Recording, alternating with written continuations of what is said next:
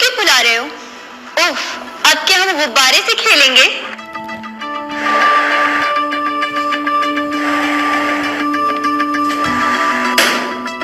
लो, ये तो फट गया।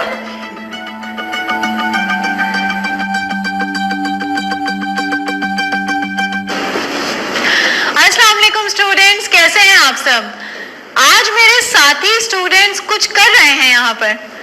मोहसिन, आप गुब्बारों के साथ क्या कर रहे हैं? मिस, मैं ये देख रहा था कि मैं 1 मिनट में कितने गुब्बारे फुला सकता हूँ, लेकिन लगता है शायद ये ज्यादा हवा होने की वजह से फट गया।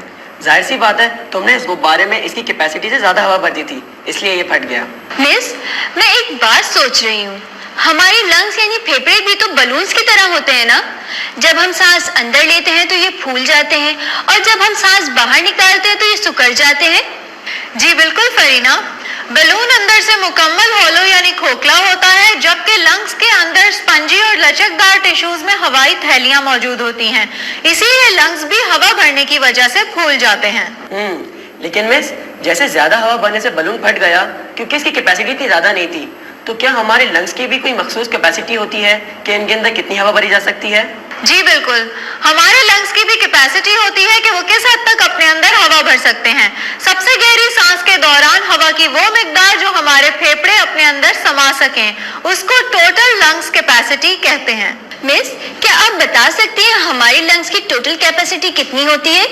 एक एडल्ट इंसान की औसत लंग्स कैपेसिटी तकरीबन 5 लीटर है, यानी ब्रीदिंग के अमल के दौरान आपके फेफड़े तकरीबन 5 लीटर तक हवा अपने अंदर होल्ड कर सकते हैं। ओह, ये तो बड़ी हैरतअंगेज बात है। मिस, स्पोर्ट्स के खिलाड़ियों की लंग्स कैपेसिटी तो आम इंसानों से ज्यादा होती है ना?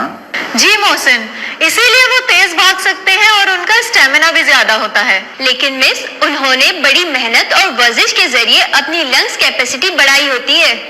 जी बिल्कुल, हम सब भी वर्जिश करके और गहरे लंबे सांस लेने की मशक करके अपनी लंग्स कैपेसिटी बढ़ा सकते हैं। मिस, क्या मैं लैब में किसी तजुर्बे के जरिए ये जान सकता हूँ कि मेरे लंग्स की कैपेसिटी कितनी है? जी क्यों नहीं, लेकिन बिलाल पहले आप ये बैलून रख कर आइए।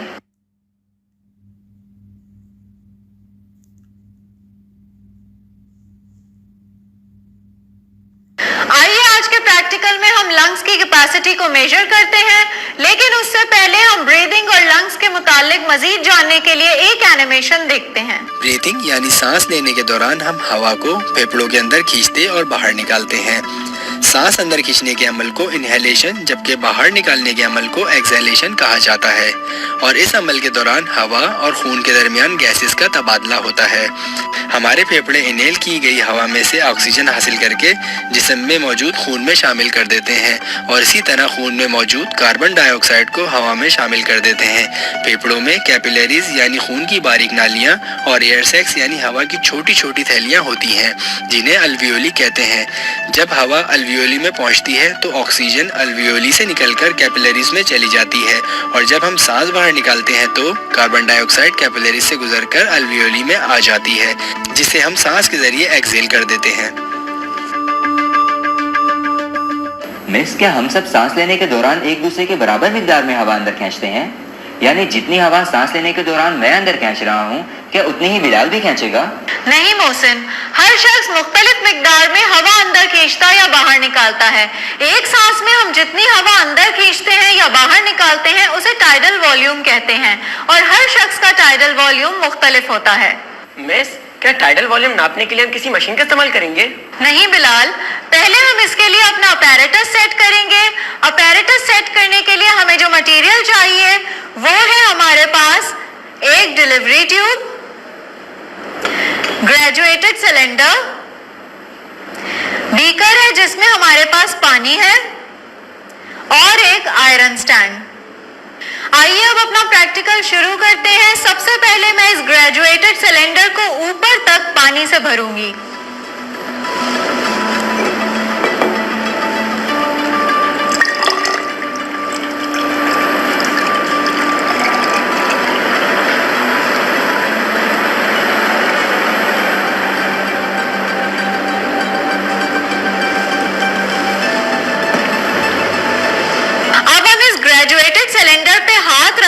बीकर में उल्टा करके रखेंगे ताकि इसका पानी ना निकले और ये बीकर में अच्छी तरह से डूब जाए।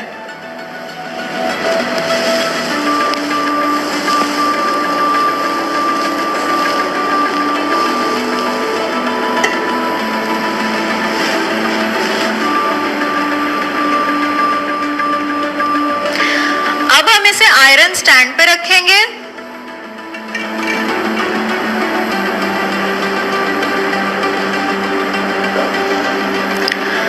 और इस ग्रेजुएटेड सिलेंडर को क्लैंप की मदद से फिक्स करेंगे, लेकिन इसका मुंह पानी से निकलना नहीं चाहिए।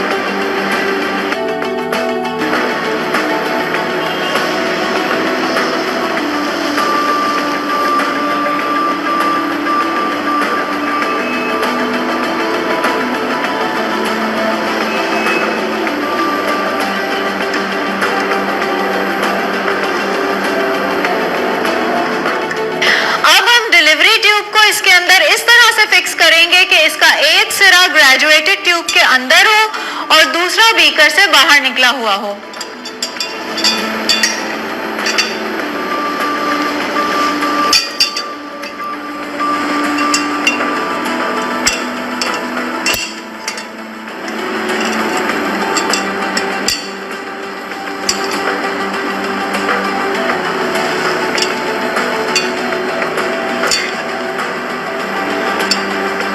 मोहसिन, अब आप आइए और सांस खींचकर इस डिलीवरी ट्यूब में फूंक मारिए। स्टूडेंट्स, आप लोगों ने इस दौरान ग्रेजुएटेड सिलेंडर पर नजर रखनी है। आइए मोहसिन। Okay miss.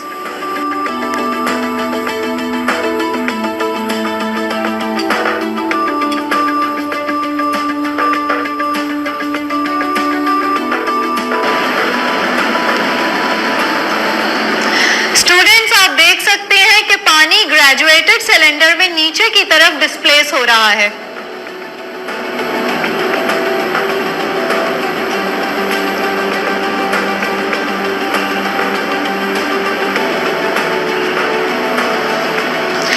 जितना पानी डिस्प्लेस होगा उस वॉल्यूम को हम नोट करेंगे। अब मैं ग्रेजुएटेड सिलेंडर को निकाल कर दोबारा से फिक्स करूंगी और हम इस तजुर्बे को दोबारा से दोहराएंगे।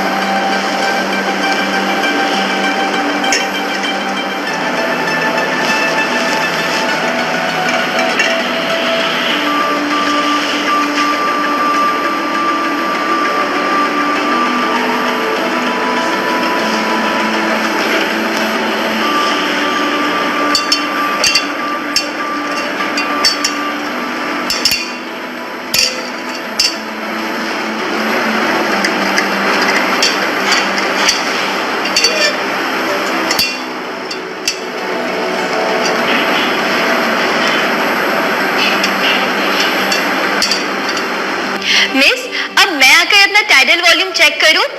आइए फरीना, और स्टूडेंट्स आप टाइडल वॉल्यूम नोट कीजिए।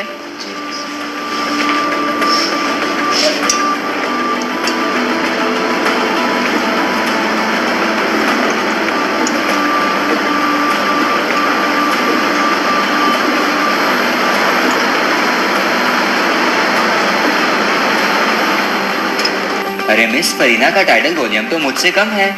जी मोहसिन, आपने बिल्कुल सही नोट किया। अमूमन फीमेल का टाइडल वॉल्यूम मेल के टाइडल वॉल्यूम से कम होता है। मिस, मेल और फीमेल का एवरेज टाइडल वॉल्यूम क्या होता है?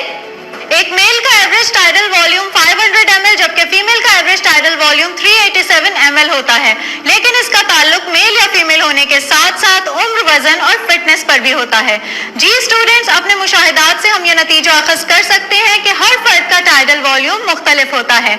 आइए अब अपने रीकैप की जानिब बढ़ते हैं और एनिमेशन देखते हैं। आज के प्रैक्टिकल में हमने टाइडल वॉल्यूम नोट किया। इसके लिए हमने ग्रेटिट्यूड ट्यूब को रिटॉर्ट स्टैंड पर उल्टा करके फिक्स किया और इसके नीचे पानी का बीकर भरकर इस तरह रखा कि ग्रेटिट्यूड ट्यूब का मुंह पानी में डूब गया। फिर हमने डिलीवरी ट्यूब को ग्रेटिट्यूड ट्यूब के अंदर डाला। हमने डिलीवरी ट्यूब के इस सिरे से जो बीकर से बाहर था फूंक मारी और देखा कि ग्रेटिट्यूड ट्यूब में पानी का वॉल्यूम कम हो गया है। हमने इस वॉल्यूम को बतौर टाइडल वॉल्यूम नोट किया। शुक्रिया मिस, आज के प्रैक्टिकल से मेरी मालूमात में बहुत इजाफा हुआ है। मुझे तो ये जानकर बहुत हैरानी हुई है कि हमारे लंग्स इस हद तक एक्सपेंड हो सकते हैं कि 5 लीटर तक हवा भरी जाए।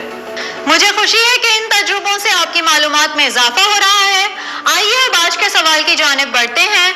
मेरा आज का सवाल है कि पहाड़ी इलाकों में रहने वाले लोगों जैसे कि मरी में रहने वाले लोगों का टाइडल वॉल्यूम लाहौर में रहने वाले लोगों से ज्यादा क्यों होता है? ओके स्टूडेंट्स, आप मेरे इस सवाल का जवाब जरूर ढूंढिएगा। अब मुझे इजाजत दीजिए, अगले प्रैक्टिकल में फिर मुलाकात होगी। अल्लाह हाफिज। अल्लाह हाफिज मिस।